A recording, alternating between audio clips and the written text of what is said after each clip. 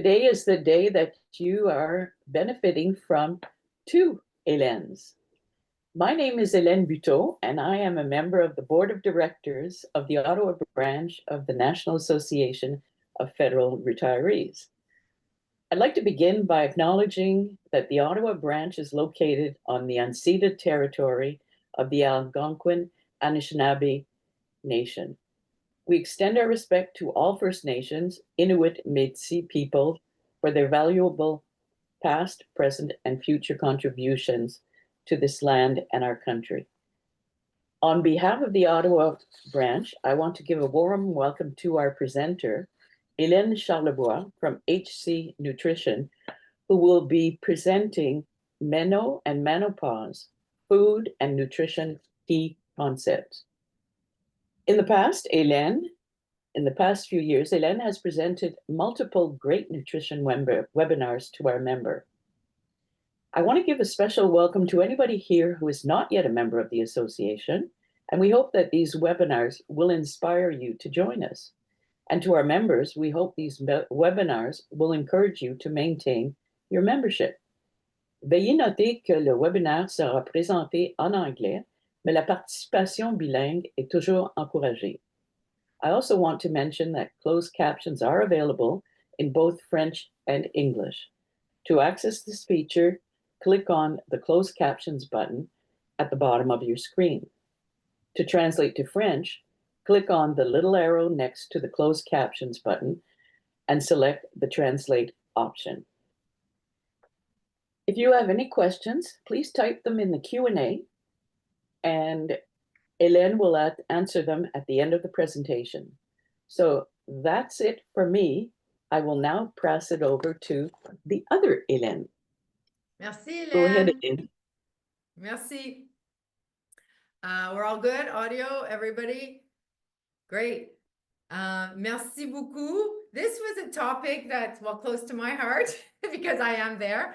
But it was very interesting with the menopause and what men, it's not just women, it's also men. So I hope I will entertain you a little bit and certainly give you some good actionable goals and a call to action at the end. So Hélène did a great job in introducing me. Merci. I am in Ottawa, but because dietitians, I mean, we're all doing virtual now, so I can pretty well access anybody within the Ontario region and also Quebec. Because I do have a college and we have to pay college fees to our provinces. And but there are dietitians available all across Canada for those of you who are tuning in from outside of Ontario and Quebec. So Meno and menopause, is there really a difference? And you know what? There's a lot of similarities. So I'm just gonna move this. Okay. There's a lot of similarities. Okay, so what is actually happening? And I don't know about you, but one morning I woke up and I went, where are my muscles? They're all gone. I looked in the mirror, and really when I was doing research on this topic, that happens a lot. You just wake up and go, where are my muscles? So that's called muscle sarcopenia. And we do lose muscle mass as we age. By losing muscle mass, we're losing calories daily. So hence the weight gain. And we're also losing some height. So I suggest everybody does get a bone density test. Now it's mandatory at the age of 60. I did ask for it when I was 55. I said, look, I want a bone density test. And I just went for my second one there not too long ago. So by losing height, you know how you kind of feel like, well, what's going on with my belly? Well, because our vertebrae is shrinking slowly, your belly tends to protrude out. Right? So not only have you lost mostly abdominal fat, is that what we're mostly abdominal muscle is what we're seeing in menopause and menopause. That's the first one to go. That's why this belly core area fat. Less muscles, less metabolism, less calories per day. And we also have that protrusion happening because we're shrinking.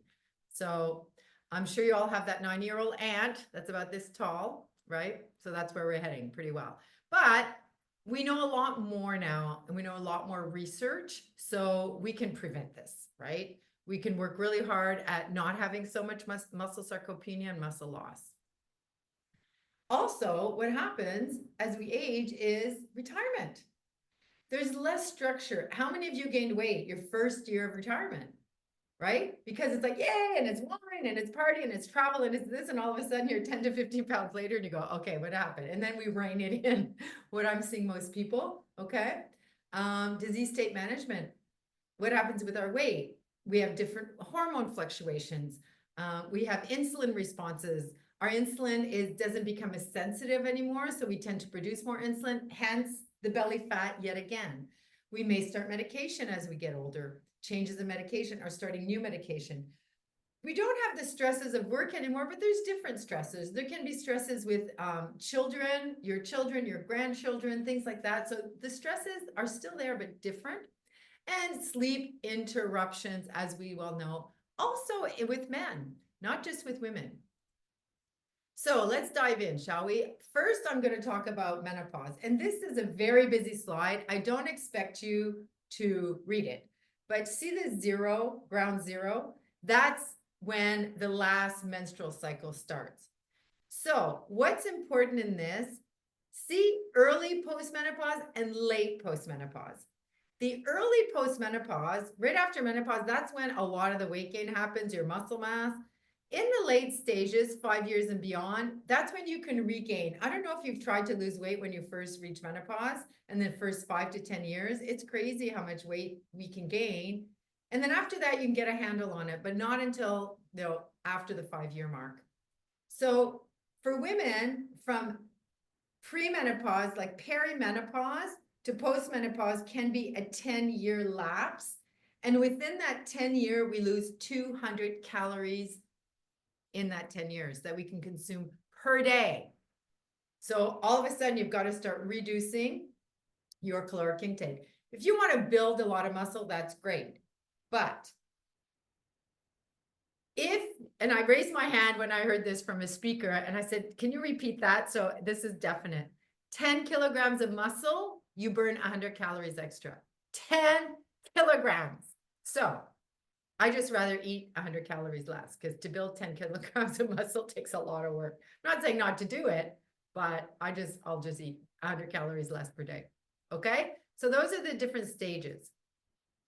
For men, okay, we know that it's the same. It's a decrease. It affects older men. So this is an AI, right?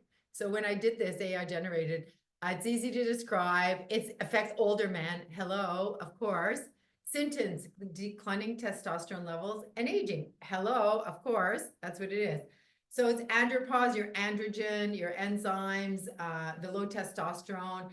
And what's interesting, they also go through irritable male syndrome. And we thought it was just women. This is very interesting. So they also have difficulties like females, physical and emotional changes. They too lose muscle mass. They too do emotional changes. The state of hypersensitivity, anxiety, frustration, and anger. Think about that. So I see my husband and I'm like, oh, okay. I just, we're always blaming women, right? Or, oh, it must be the hormones. It must be menopause. It must be stress. And this is interesting. The loss of male identity. I was reading this on an AI generated, and I'm going, of course I summarized it. But what does that mean? Well, maybe you're a boss at work, right? Losing, going to retirement. Did you ever notice that in your 40s, everybody looks to you for, oh, they have experience, they know what they're doing, so you always ask for your opinion. In your early 50s, maybe, but after that, nobody says, oh, they're too old, they're going anyways. So I think, and the suicide rates are much higher in older men, because I just think they feel like they're just not worthy anymore or worth it anymore. So I think there's going to be a lot more research about that mental health piece in losing that male identity as well. Changes in hormones, of course, the levels, and really we thought it was just women, but men do too. So I guess we have to be a little more sensitive to the men in our lives now, that knowing. So I think the two, menopause and menopause, we can really learn together and not just blame one or the other. This is what I'm finding out as I'm doing more research. I know a lot about the female menopause, but I didn't know a lot about the male. So I have a lot more sympathy. Again, age-related decline in testosterone. It's a decrease. Look at this, that green one. Energy, you're more fatigued, reduced libido. And we know that's in women, the vaginal dryness, but in men, they also reduce its erectile dysfunction. And they don't get restful sleep, just like us women. I was quite surprised at that when they're doing more research. And anxiety, mood swings, depression. You'd swear you're reading women in menopause here, okay? What happens? The fat gain, the weight gain can lead to depression, can lead to where's my body going? And as women, we all know that. It's that back fat, that belly fat that happens. So both women, men and women have approximately the same symptoms. And I wrote, who knew? It's true. I didn't know. I really did. I thought similar, but I didn't know it was that evident. So what happens in both men and women as we age? Lift your hands. Cardiovascular disease, osteoporosis. I'm telling you right now, and I have a good slide on calcium and vitamin D and all that stuff. It's an epidemic. I get so many women in their late 60s, early 70s, osteopenia, osteoporosis, and there's a good research that came out that if you fracture a hip, 70% end in death. Think about that. Because you fracture a hip, you end up in the hospital, you get a hip replacement, you end up in rehab, you end up in a nursing home, and you never leave. So like my aunt, for example, it took her 1.5 years to die, but it started with a hip fracture. That's where it started.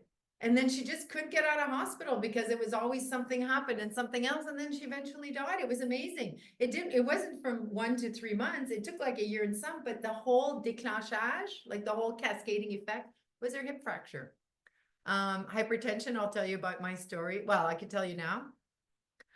I have high blood pressure. And I'm like, I've never had that. I'm a dietitian. And apparently it's menopausal hypertension and male menopause hypertension. It just starts going up. Whether, we're not working, or you're retired, you feel less stress, but for some reason our bodies our blood pressure starts going up. And of course, the fear of dementia, vascular dementia, or Alzheimer's disease. So there's 2 different things with vascular. It could be that you have blockage and you stop getting so much oxygen to your brain. So that's more people with heart disease, if they've had bypass, a stent, things like that, or their blood sugars are always high. It means that the brain's not getting that oxygen, or Alzheimer's, of course, which is a disease state as we age. This is my story, and I'm sharing my blood work. Look at this. So in the red, 2020, 2022, 2024. Look at my total cholesterol in 2020. Okay, 4.3. 2022, 5.78. I'm now 6.3. That was in December. Oh, I think this was January, actually. January 2025. You should be under 5.0. I was always under 5.0. And this whole menopause thing, look at my LDLs. That's the loser cholesterol, the bad one. That's the green. Look at, I was always picture perfect. I was always like 2, 2.2, 2.7, 2.86. Now I'm almost 4. Without history of heart disease, we want you at 3.5 or less.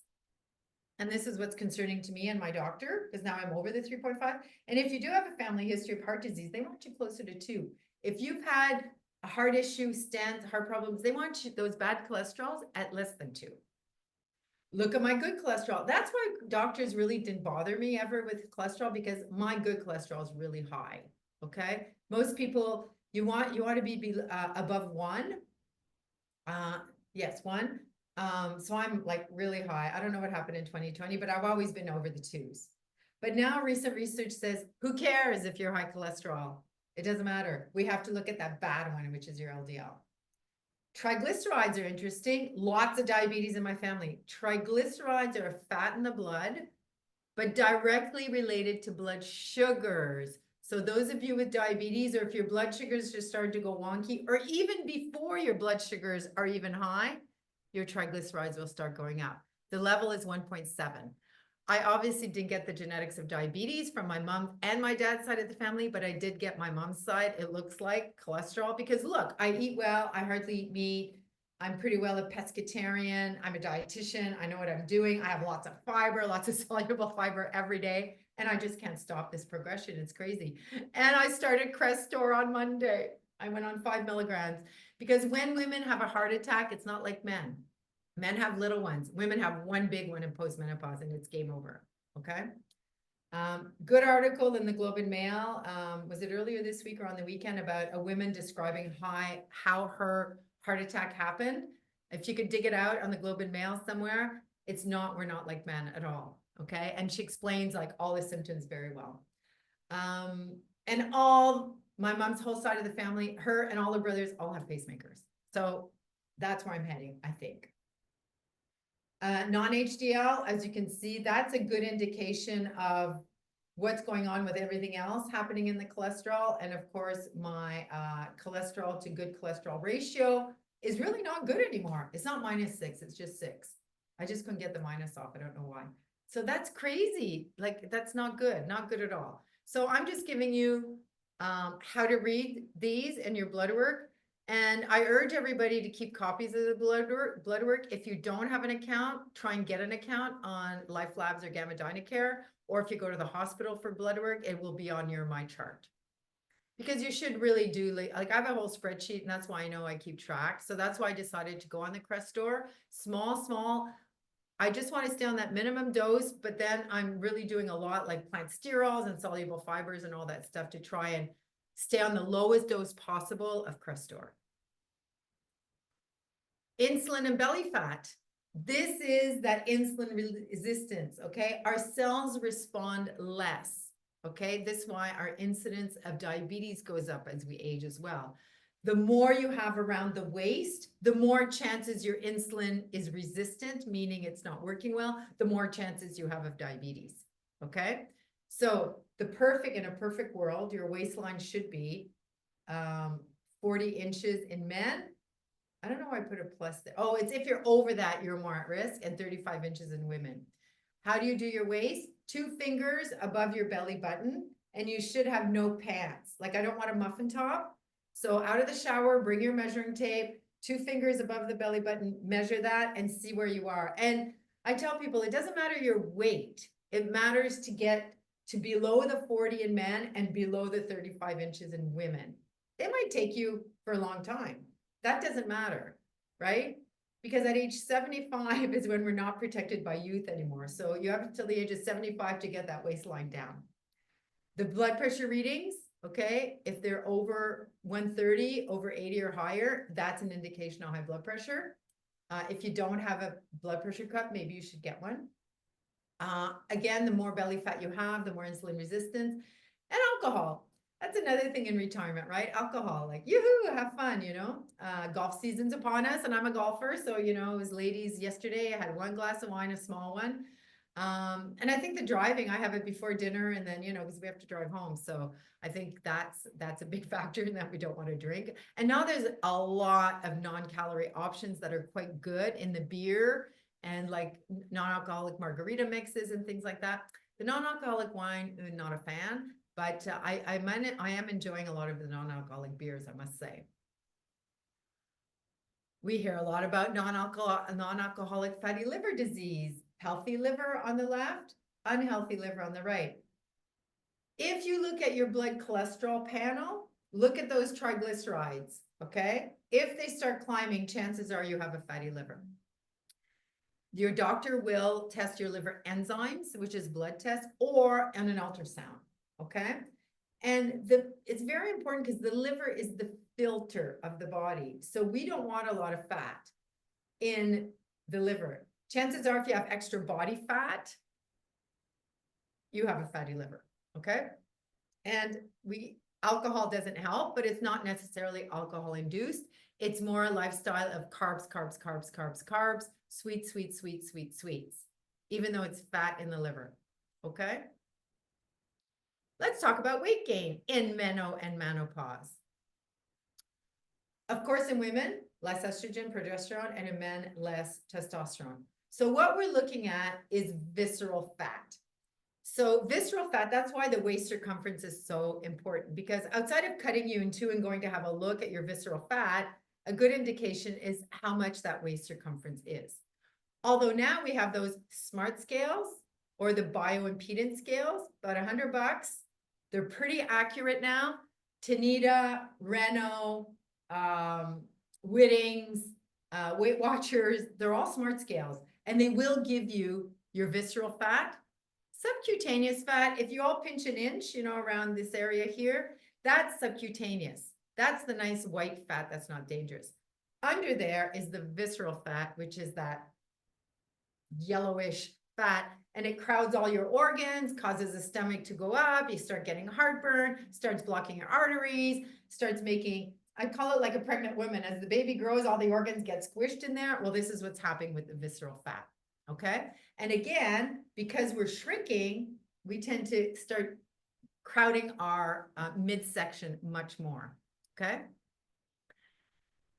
I already talked about this. We burn about 200 calories less per day. I didn't find a lot of information about males in this category, like menopause, but I suspect it's the same thing within like the, probably early 50s, maybe men a little later, because men have more muscle mass than women just traditionally, just the way we're made. So it's probably a little bit later that you will lose some calories per day, okay? Waist circumference again. This is, the last slide I had, it was, you want to be not above 40 and not above 35, but the indicators of health say 32 inches for women is ideal in reducing your risk of having cardiovascular disease, diabetes, hypertension, some cancers, anything associated with being overweight, and men is 36. And I'm not talking pant size. I'm talking waist circumference, 2 fingers above the belly button. So this is the ideal. You may never get there, okay? You don't want to be over 40 for men inches, and you don't want to be over 35 for women, because that's when the health really starts. And this is like the optimum, if that makes sense. Weight gain, why the weight gain? So this is funny. This is AI driven, okay? It's an absolute increase in weight in midlife is not attributable to menopause. Oh, really? Like, come on. And then the next one, they said it is, but it accompanies also increase in total body fat, mostly in the abdominal area, even in lean women. So it's not necessarily the weight gain on the scale. So even if you haven't gained weight, you probably notice your body changed, like me. My body just changed. I had to increase the bra size. I had to increase the pant size, even though the weight on the scale barely changed. Really weird. So it's not necessarily weight changes, it's body changes, okay? Avoidance of calories and excess, exercise more. Like, we all know this, right? It's like, just need to balance out those calories in, calories out, but does that even work, right? And then a menopausal hormone therapy, which that would be great, but you have to be careful on that as well. Look at your overall fat mass. We'll talk more about that. So let's talk about calories. And when I talk calories to my clients, everybody goes, oh, calories, counted calories. It's not about counted calories. It's calorie awareness. I want you guys to know that when you go to Jack Astor's and you order the burger, it's almost 2,000 calories. That's what I want you to know. I want you to know when you're eating, well, my husband, our son brought him carrot cake for Father's Day. And it was just a piece from Loblaws, delicious. We looked it up. It was almost 1,000 calories, and it wasn't a big, humongous piece. Believe me, it was a good size, but not for 1,000. I looked at him. He looked at me, and I went, "Oh, that was crazy, crazy." We weighed it and everything, because I said it can't be almost 1,000 calories, because that's what it said on the label. So it's more about calorie awareness, because once you know, unless you've had your head in the sand for the last 50 years. The average male no more than 2,000, the average female no more than 1,500, 1,600. And for me, that's even below that. And let's talk about basal metabolic rate. Your basal metabolic rate, or your BMR, is the rate at which you burn calories in a 24-hour period in a coma. You are not moving. So you should never eat below that, because this is the minimal amount of calories your body needs to make your hair grow, your heart beat, all the metabolic processes. So you can calculate it if you want. There's a bunch of calculating tools on the internet. If you consistently eat below your basal metabolic rate, the brain gets angry. And that's when you ruin your basal metabolic rate, like Oprah. I always give Oprah like example, because she dieted so much that now her body just shut down saying, I don't trust you anymore, okay? So that's the minimum. You shouldn't go below that consistently, okay? Resting metabolic rate, that's how much calories you burn in a 24-hour clock. Okay, but you're not in a coma, but you're not leaving home. So you're standing up, you're around the house. So between these two numbers, without exercise, okay, you should be able to lose weight. If you eat consistently between these two numbers. And some people say, I just eat carrots all day. But on the weekend, so they eat Monday, Tuesday, Wednesday, Thursday, Friday, Saturday, Sunday. So that stays the same. And that's great. That's called calorie cycling. And you want to kind of have that once you get to your weight. If you've been at your weight for a long time, the same weight now, once you've gained that weight in menopause, that means you're stable. I love plateaus. We love plateaus. We love that. That means in and out is equal. We just got to shake one of those things up. But I encourage you to go find out your basal metabolic rates and your resting metabolic rates. And then you're not figuring things out to lose weight like just a needle in a haystack. You will know exactly. Nutrition is not an exact science. An apple's not an apple's not an apple. But you're going to know exactly, okay, for me to lose a bit of weight, I need to eat between these two things 365 days a year. And you know your birthday and Christmas, you're going to overconsume, so you better underconsume. So this is what I work a lot with, about how to understand that. And there's an app for that. Of course, there's an app for everything. But I don't get people to count calories. It's calorie awareness. And how are they distributing? Some people like a big breakfast, very small snacky snack lunch, bigger dinner. Some people want to save more calories at night because they're not really breakfast people. So everybody's different. Anti-obesity medications. I'm just going to touch on this. It's very interesting what's going on, right? These Ozempics, the Wegovy's, the semaglutides, the Zepbound, the Mounjaro, all of those, the Saxendas. And 2026, there's going to be 150 pills coming out, different kinds, because people are working hard because anti-obesity medication would outsell all medications combined in the world. Think about that. That's a lot of money, a lot. So there's just starting to be more long-term research. It's good. But what I'm finding with my clients, well, I had somebody the other day. He's big. He gets food stuck in his esophagus. It's getting smaller. He's got a lot of inflammation. He's on the top medication for gastrointestinal, like GERD. He's on pantoprazole or Pantaloc or one of them. And I just said to his doctor, I said, he needs to lose weight because now his stomach is up here. If we could just bring down the stomach. So, and the doctor says, well, now his blood sugars are high and cholesterol. So he wants to put him on all these pills. I said, you know what? If he goes on Ozempic, he's going to lose all this weight. No need for all those pills. And it will probably reduce his Pantaloc. So one little injection a week can avoid all of these pills. But our medical system has a hard time with that because they say, wow, they can lose weight on their own. No, I tell people, why not? We've never had good weight loss medication. We do now. There are some side effects. You have to look at the risks. You have to talk to your healthcare provider. But we need to change that conversation in that, why go on a blood pressure pill if you can go on and lose weight and keep it off? The keeping it off is also an issue. And people need help with that. And that's why I work with my clients to get the weight off and keeping it off, because eventually you'll go off the medication and on one of the pills that are coming out. There is one in Canada right now, is Rybelsus. Oprah's on that as a weight and maintenance. It's not as strong as the injections, but it keeps the cravings at bay. Anyways, that's what's going on in the world. I just thought I'd give a little aperçu there because it can be overwhelming. Now, for osteoporosis, men and women, you should all get a bone scan. You should all get like a baseline as well. And now, right now in Ontario, it's the age of 60. And there's pharmacological therapy for that, and also lifestyle. If you're on hormones, as far as women, and some men now are going on hormones as well, you will prevent or push back that osteoporosis or osteopenia.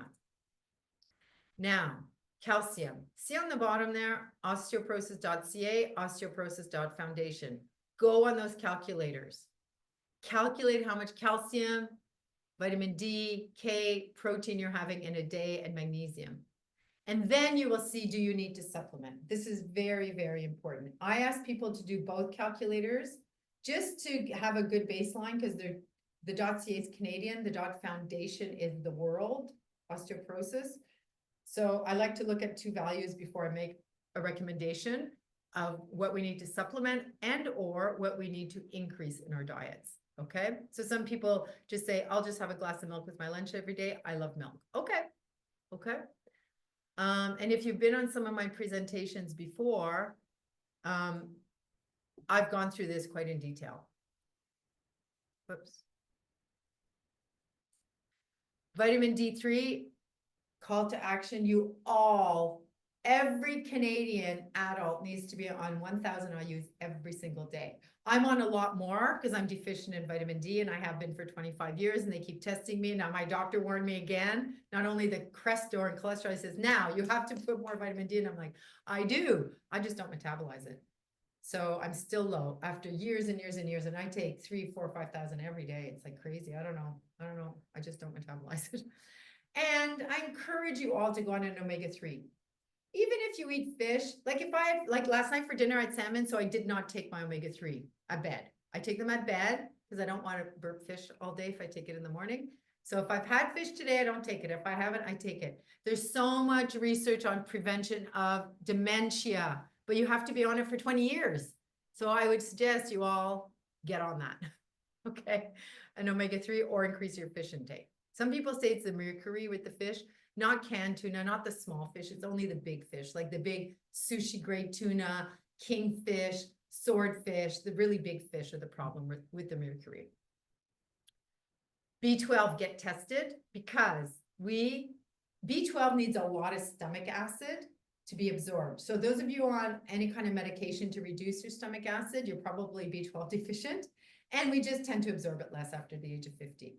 So it's 1,200 micromilligrams under the tongue or easily dissolvable. I just bought some it's kind of like, it's chalky. So I didn't notice it's non-dissolvable, so I really have to chew it. So anyways, and because the animal products contain B12, and as we age, we want less animal products. We want certainly more plant-based. I'm just going to go a little quicker here because I see the time. So what does the internet suggest? So this is interesting, okay? Regular exercise, optimal exercise, weight loss, stop smoking or avoid it. The blue zone people get more social, be more physically active and mentally active, right? Eat more fruits, eat more vegetables, eat fish, eat low fat. We're like, yeah, we all know that. And then it's the new you. So if you can commit to a healthy diet, yes, we know that. If you can drink plenty of water, yes, we know that. If you can have all these minutes to move more, and I'll get more into how much that is needed, get plenty of sleep, really, like I'm a postmenopausal woman, and believe me, last night I slept well, yay, but the night before I did not, right? Alcohol, really? We like alcohol. Tobacco, surely we all know that for sure, and visit your doctor if you're able to get one. So all these suggestions are really good, but they're not easy to implement, right? So today, I hope to help you implement that, okay? But it's one thing at a time. And like I said, where are you going? This is your life. So you might as well just try and get healthier and healthier and healthier and healthier. So basically, this is it. We want to decrease. You guys all know this. Fat, sugar, salt, animal-based foods, processed foods, ultra-processed foods, alcohol. That should be ultra-processed foods. Processed foods, we do need some food processing like yogurt. Just to make it edible, right? Alcohol and stress. On the increase side, we do want more plant-based. I cannot tell call to action you enough. The research coming out with how do you treat diabetes, heart disease, blood pressure, cancer, blah, blah, blah, dementia.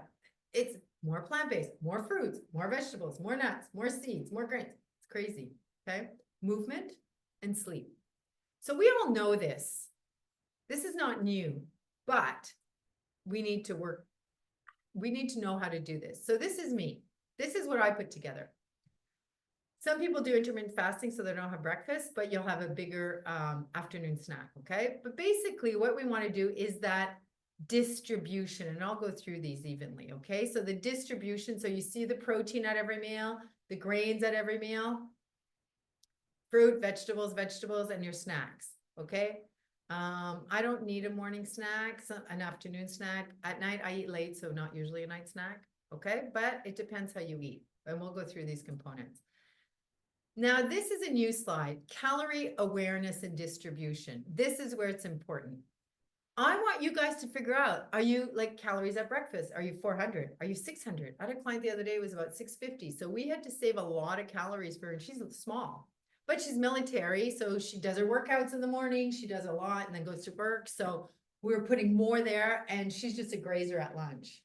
Because by the time she finishes her breakfast, she has a bit before working out. She goes to work out at work because it's part of her work.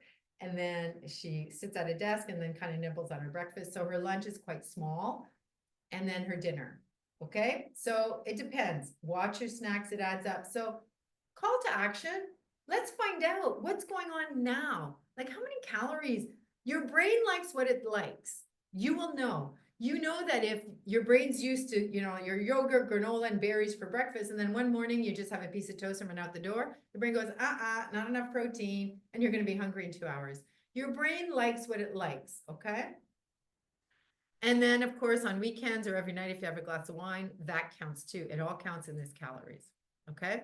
So I urge you all to kind of look at what you're eating and where's the bigger meal, where's the smaller, where do you snack more, where's your danger time, right? Where is that danger time? And most people, it's late afternoon, then they eat too much at supper, and then they eat after supper. Or they binge eat at night. But if the bag of chips is right beside you in the cupboard while you're watching TV, you're going to eat them. I had clients, they had a chip, the chip clips, the chip stand with clips, and they had all individual bags of chips and popcorn and cheesies. So all they had to do is unclip and eat. And I said, well, can we put it on in your furnace room maybe? It brought their snacking way down, believe me, because it wasn't in their face. And it sat on their mini fridge. So they just had to open the door and not even get up and get their pop. So all we did is move all that, solve the problem pretty well. So they did still go get the chips, but now they had to think about it, and it was one bag because then they forgot about it, kind of thing. Now, you've been on other webinars with me. I talked a lot about protein, so this is just a go over, okay? But protein distribution is very, very important, okay? Sorry, going back, see the bottom purple, ultra processed. You have to remember that protein shakes, protein bars, protein powders, these are all ultra processed foods, okay? So we're going to see more and more of that because seniors and older want a lot of protein, but not a lot of calories. And the Ozempics of the world, they want a lot of nutrients, but not a lot of calories as well. So you're going to see, they're not going to bring down the price, but things are going to get smaller, but they're going to add stuff. So, but these are ultra processed foods. Not saying we don't need them or want them. It's just, we're going to have to be careful on that. That's all. Protein, very, very important. Okay. 0.4 grams per kilogram per meal, approximately. So that gives you 20 to 30. So find out your kilograms and every meal. Okay. So if you're like 80 kilograms times 0.4, you need 32 grams of protein at every single meal. So what I usually do for that, let's say you're at 32, 20, 25 at breakfast, then we can have a morning snack or not. Then we could do 30, 35 at lunch, 30, 35 at supper, and then put a good afternoon snack with maybe 10 grams of protein. Okay, so let's say you're 80 kilograms times 0.4 grams. Okay, so now you need 32 grams per meal, about. But breakfast is hard to get, so you could have a little less there and then a little more at the other meals as well. But we want a distribution to be fairly stable and distributed fairly enough, because in North America, we have 5 grams of protein at breakfast, 15 at lunch, and 60 at supper. That's too much. It gets stored as fat. Remember, anything your body doesn't need, the storage mechanisms in our body is fat. There's how much protein. We don't want to go over, like some people go 2 grams, and I've read this on the internet, 2 grams per kilogram body weight, too much. That's for your day, because type 2 diabetes, heart disease, kidneys, things like that, we have to be careful as we age. So that's way too much. I do 1.2 to 1.4 grams per kilogram. Depends on the person. If I'm a 300-pound man, that's way too much protein. Like, so I kind of play it, but I like to do that 0.4 grams per kilogram for the meal. And then it gives me a better idea. Okay. And then the distribution. Okay. And that's important as well as how you do that. Sources are animal, of course, plants, supplements, and collagen. And creatine is a protein, but it's not a complete protein. And we'll talk about that. How do I add protein? So there's certainly functional foods, functional beverages, bars, shakes, but these are all highly processed. So I'm not saying not to use them. Like, for example, I had a client yesterday, she has a chocolate. So to solve it, we're just putting a protein bar or protein shake at 4 p.m. That's chocolate based. And she said she doesn't want chocolate after dinner anymore. She doesn't eat her chocolate at night anymore. That solved it. Like, really. So if you can't beat them, join them kind of thing sometimes. So that's why with my clients, it's very individualized. Like, it depends on what works. Let's talk about protein powders. So there's a lot of research around that. If you need a bit to up your protein, for example, I have a hard time with protein at breakfast and lunch because my calorie intake is quite low, right? Because I'm a over 60 woman that just don't have the calories, and I exercise regularly and all that stuff. So I buy the high protein milk. I don't know if you've seen it. Joya, which is a Nielsen, Seal Test, Fairlife. Instead of 9 grams per cup of a dairy milk, it's 18. And they've taken out the lactose, so it's not sweet. So it's very creamy, smooth, and it's got less water in it. That's what they did. They concentrated it. So I can have a little glass of that, 10 grams of protein. I love it. I really do. I add it to my breakfast cereal because I never have enough protein. I'll have it half a glass with my lunch. At the same time, it gives me calcium for osteoporosis. So if you do want to take these protein powders and like make sure that at breakfast, if you have a whole scoop, it's usually 30 grams of protein. Then you're adding yogurt, then you're adding milk. It's way too much protein there. So look at your protein shakes and where you're adding. Some people will add protein powders to oatmeal and things like that. So do a count of your protein and your distribution just to make sure that you're not overdoing it at one meal neither. Collagen. There is absolutely no research, none, that will make your skin better. Okay, because we digest collagen. Collagen's made in our food, okay, first alarm, I've got 15 minutes. We're good. Collagen is made inside the body and it's helps the cell walls. So as we age, we lose collagen. That's why we get wrinkles, right? My grandson asked me on the weekend, what's this? So I said, what are you talking about? Just pull my neck. What's that? It is what it is, right? But there is some research more around hair and skin, not so much, but nails. There's good research. And you know what I tell people? Why not take it? It's still a protein. It's like 8 to 10 grams of protein. So if you put collagen in your coffee every morning, then you're getting that 8 to 10 grams of protein, and you're probably not getting enough protein. So why not, right? Now there's some good research, the green on the bottom, around gut health and collagen. So it doesn't hurt. We know it doesn't hurt. It's not the fountain of youth, because if it was, how many of you would be on it, right? Like I'd be right up there. But there's other things that are coming out that we're seeing that is good for the gut microbiome. Oops. Okay, creatine, I did a whole thing on that last time I spoke, but there's a lot of good research about muscle power. I'm going to go get some. I'm convinced. I've done a lot of research. Creatine is the only amino acid that's approved for the Olympics. That's how much research. I think there's over 5,000 research papers in the last 20 years on creatine. Oh, no, more than that, 50,000. Anyways, there's a lot. So there's no harm. We haven't seen harm. And now we're starting to see brain health as well with creatine. So I don't suggest, see the dosage, the green on the bottom. Don't do the 20 grams. So that's like a boost, a fast boost. I do that with the younger people. Although I'm not a sports dietitian, so I usually, if they really want sports performance, I refer them to others. But 3 to 5 grams on a daily basis. If you're a small woman like me, I think I'm just going to start with 3 grams every day. If you're a man, more muscle mass, maybe 5. And again, it's to get that, just to get our muscles back, really watch the side effects. Not that there's a lot, but this can happen. So if you start getting diarrhea or something, and if you have kidney issues, please don't go on it. But I think creatine is one thing that as we age is something that we need to consider. Carbs, Three types, 1, 2, 3, transformed fruits and vegetables and grains. Again, I've spoken at length about this. The grains are the superstars there, the grains. The problem with the grains is that we tend to abuse some. We don't abuse quinoa, amaranth, spelt, farro, even barley, oats. Those are not stuff we abuse. Nobody abuses quinoa, believe me, nobody.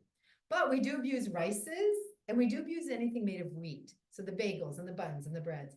So what I tell people is that, look, it's important to have grains at every meal. Why? If you just have chicken and salad, you're hungry in an hour, right?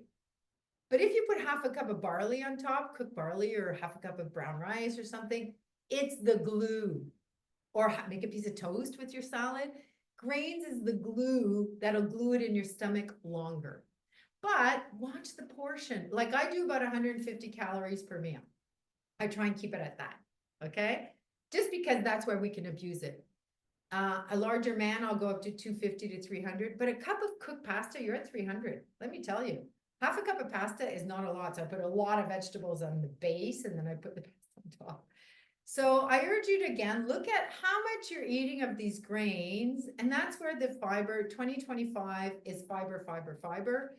And we try and get at least half of our fiber. I have a slide on that at the breakfast meal, right? And then as you're eating fruits and vegetables, fruits have more fiber, like the apples and the pears and things like that. So lettuces don't have that much. Kale does, and things comme les choux frisés, the Brussels sprouts, those things.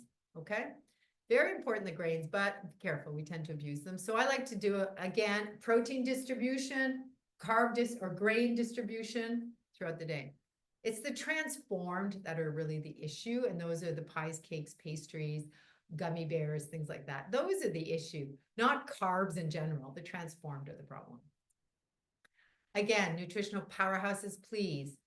Call to action, 2 to 3 fruit every day, half your plate vegetables at lunch, and half your plate vegetables at supper. This whole anti-inflammatory diet thing that I hear people talking about, more fruits, more vegetables, more nuts, more seeds, more plant-based, blah, blah, blah. Same thing, always the same. But 2 to 3 fruit every day, half your plate vegetables at lunch, half your plate vegetables at supper. Sounds easy, huh? But it's not.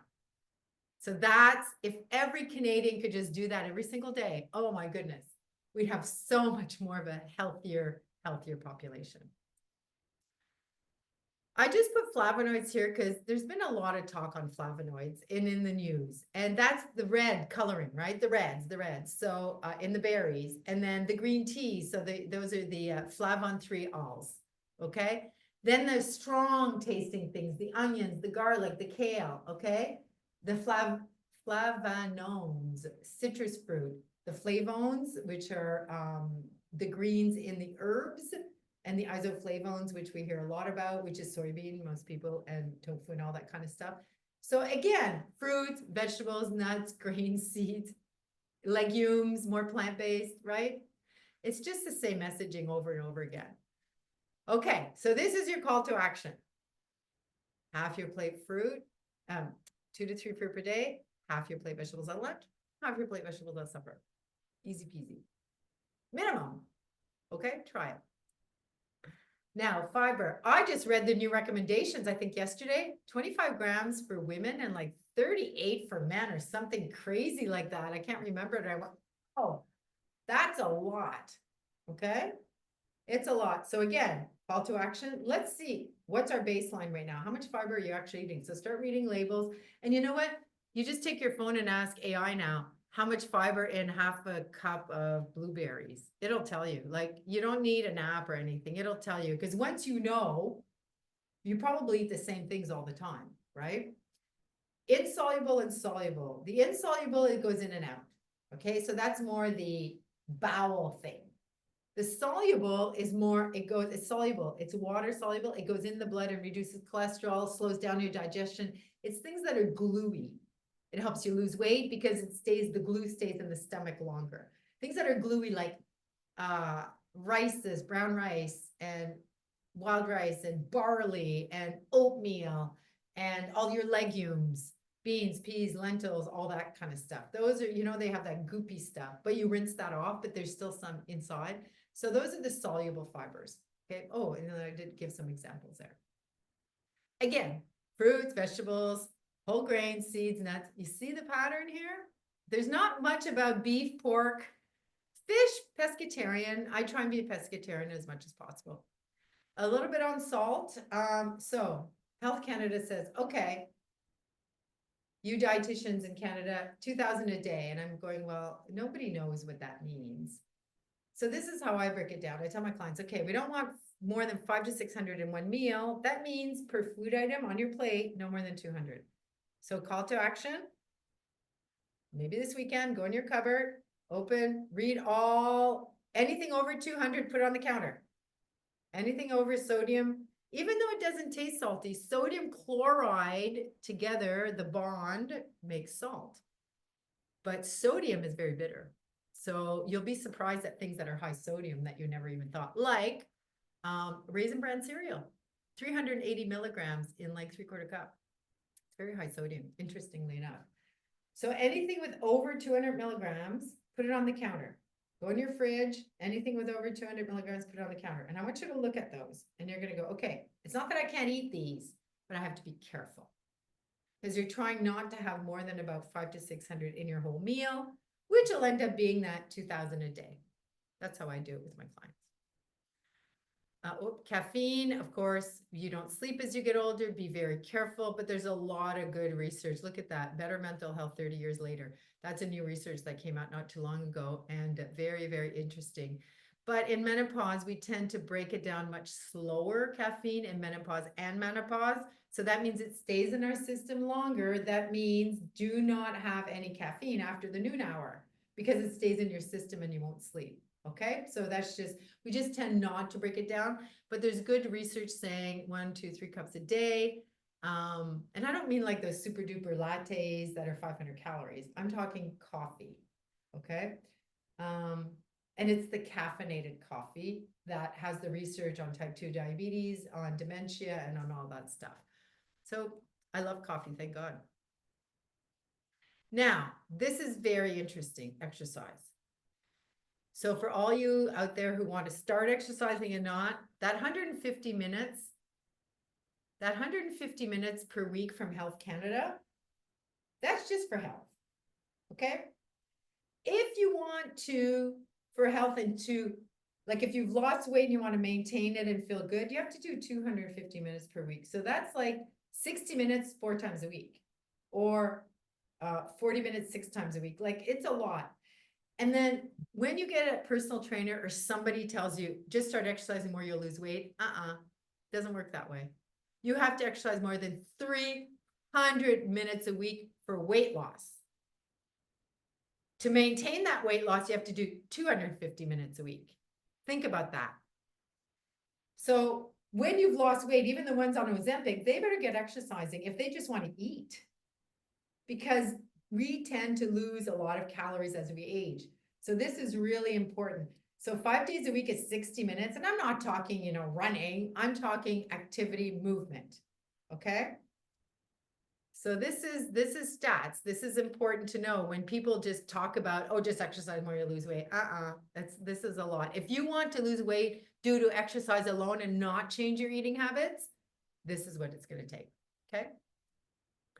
So earn more to eat more. My birthday, I'm making sure I'm active because I know I'm going to have wine. I know I'm going to have birthday cake. So if you know ahead of time that you're going to be eating more, because Christmas comes, your birthday comes, we're not canceling these. So we have to learn how to navigate these. And I call that damage control, right? So earn your calories.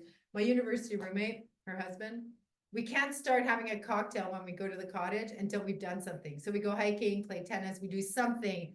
And Graham goes, okay, now we can have a drink. It's like, he makes us earn it. He's hilarious. But it's true. Like we have to earn this. Okay. You have to earn those extra calories. Calories in, calories out. Does it work? There's a lot of metabolic processes. There's a lot of medications. There's a lot of antipsychotic medications and even ADHD medications and ADD medications that can cause weight gain. So it's not just calories in, calories out. It's not that simple. But I've given you guys some tips on, basal metabolic rate, resting metabolic rate, and how much activity are you doing?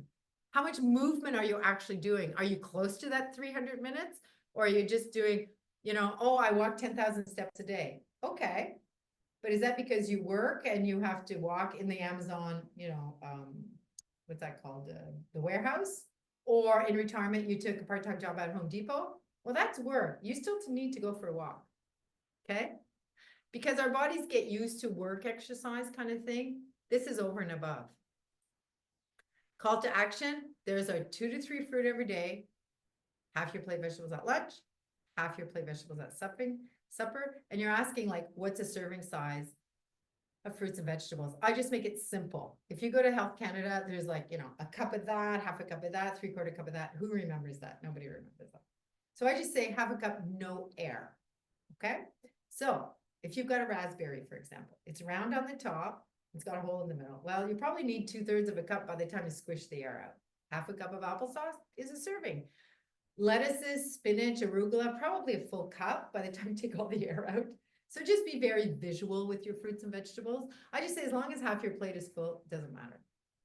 Remember, grains are really good, and that's your fiber. That's the biggest fiber, and that's the glue. But make sure that you have about the same amount per meal. Okay? Fiber we talked about. So at breakfast, that's where I have my all brand cereal. I have my brand buds for cholesterol. I mix the two. I literally take the boxes and mix them, and I have like a big container. Every morning, I have a bit of oatmeal with that. I'll have berries or fruit with that. So I try and get at least my 15 to 20 grams first thing in the morning. And then I'll have, my fruit, my vegetables throughout the day. Protein awareness and understanding, and make sure that you're distributing, and the same thing with calories, and get moving. Sounds simple, eh? But these are all things to strive for. And if we could just do this, this is a great, great base of your diet. Very, very good. Okay. Oh, I'm done. Look at that. I talk fast. Oh, 1 minute to go. So dietitians.ca, if you want to find a dietitian in your area, you just have to put in your postal code. Cookspiration has some really good recipe ideas, which I like. And it's about, and they're dietitian certified or okayed or whatever. There's a difference between nutritionist and dietitian. Dietitians have university, not all nutritionists. All dietitians are nutritionists, but not all nutritionists are dietitians. Okay, that's very, very important to know. So make sure the credentials are there. And I think your health plan is registered dietitians. We have a college. You can sue us, just like College of Physicians and Surgeons, College of Nurses, College of Dietitians, College of Physiotherapists.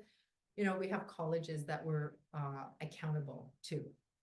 And, people ask me, where do you get your information? It's AI a lot now, right?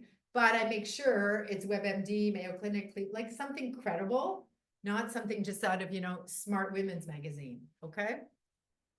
Our next webinar, November 19th, and we're going to talk diabetes, pre-diabetes. I think more about that. I'm also going to put the sensors, what's going on with that. Where are we going with that? Should you get a sensor even though you have pre-diabetes? So it'd be good, invite people, just good information again, just to talk about a little bit more about diabetes specific. And why November? November is Diabetes Month. Okay. So thank you very much. I will open the floor now. There's my website on the bottom. If you have any questions, all the information is there. I'm certainly available to see you. You do have, as federal retirees, $300 a year. Hopefully we can get that up, but it's better than nothing. That's what I say. All right. Thank you so much.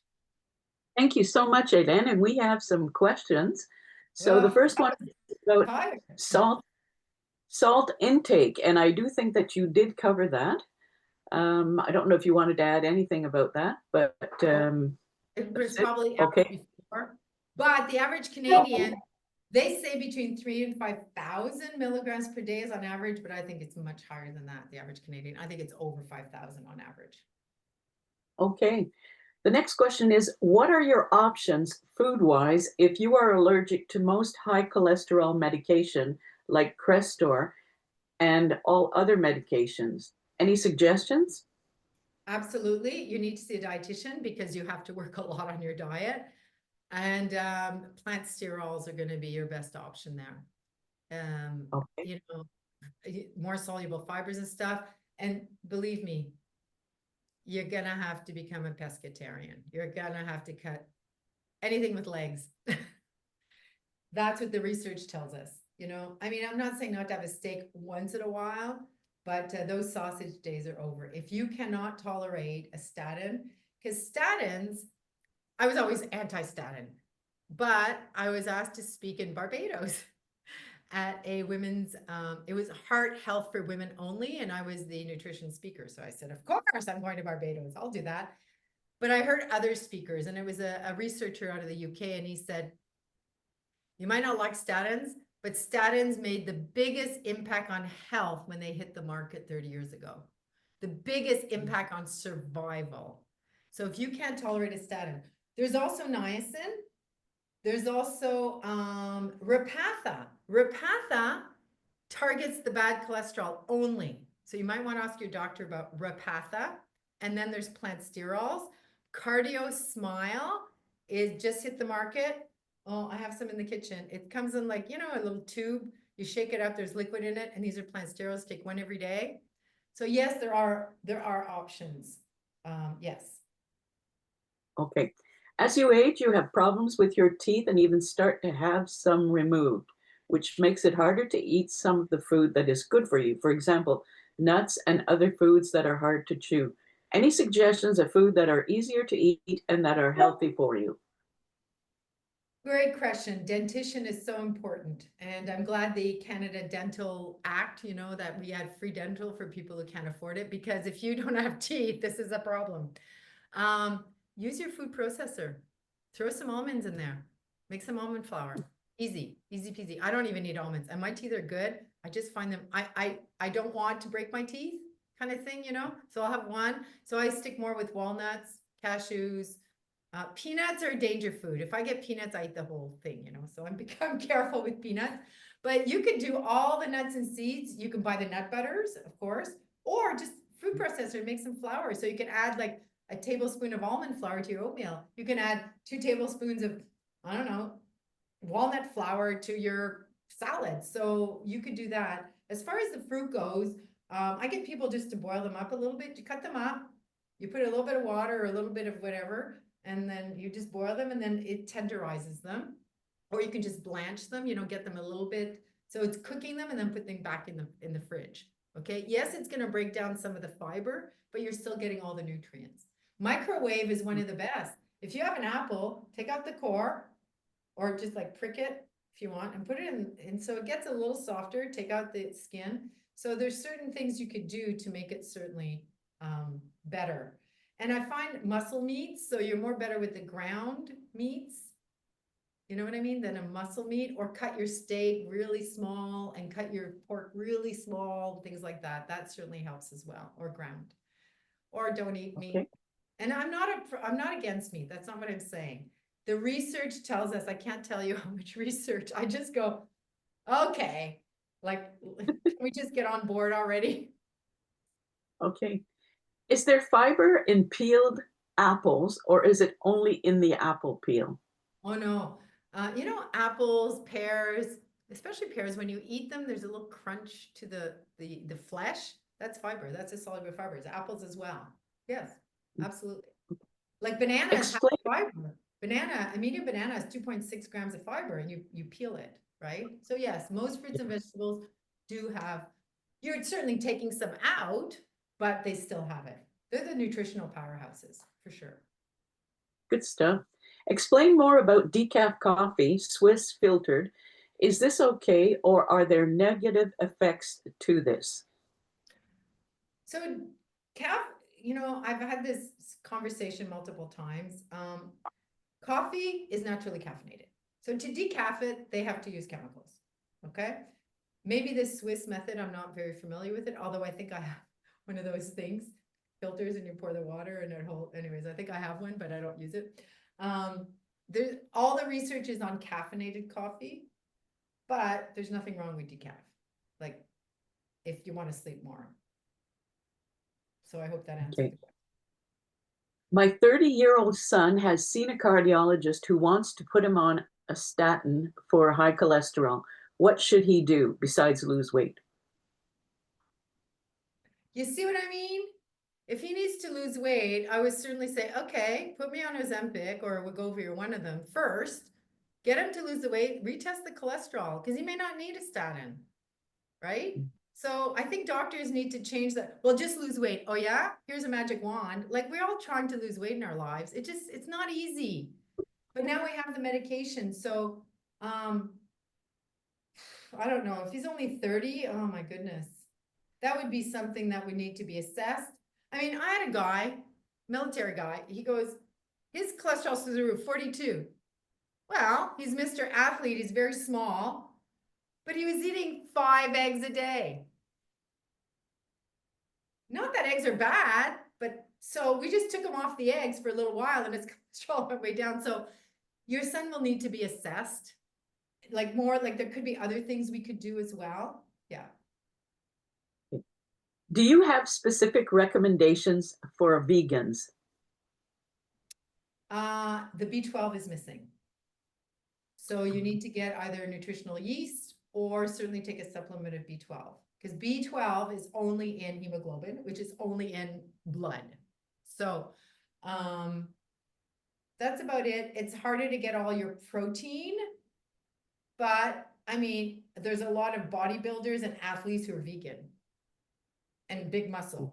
So just make sure your protein distribution's there and then the B12. That's what I would recommend. I'm not a vegan specialist, but those are the two things. So you're getting your fiber, you're getting your nuts and seeds and grains and all your fruits and vegetables, which are great.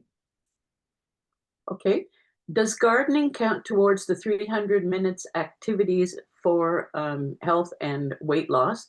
And would it matter if you did 2 hours of exercise one day and break up the other 180 minutes over 3 or 4 days?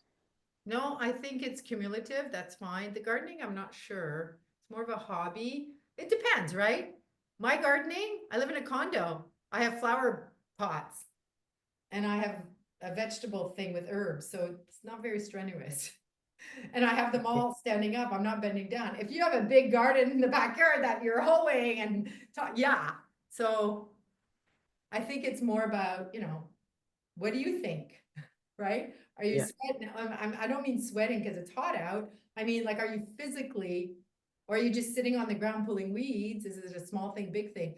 When we had a house, I had 5 huge déplats, like, you know, not flower gardens, but you know, we had rocks and graminées and all that stuff. So we were hauling things and moving things and geotextile and then putting mulch, and that was a lot of work.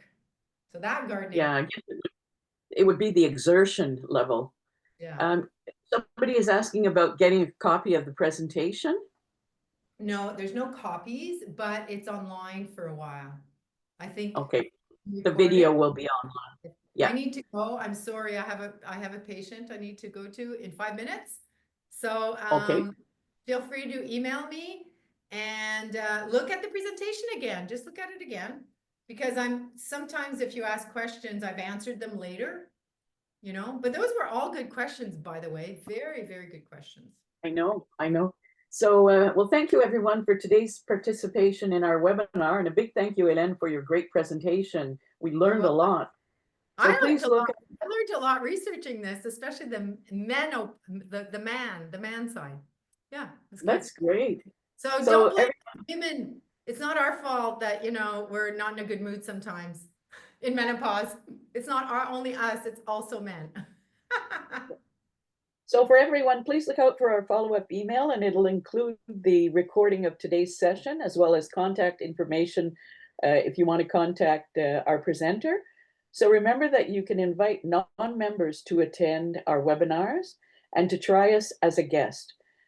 So to register for upcoming webinars, please visit the Ottawa branch website at nafrottawa.com. So thank you everyone for your participation, and we look forward to seeing you at an upcoming webinar. Goodbye.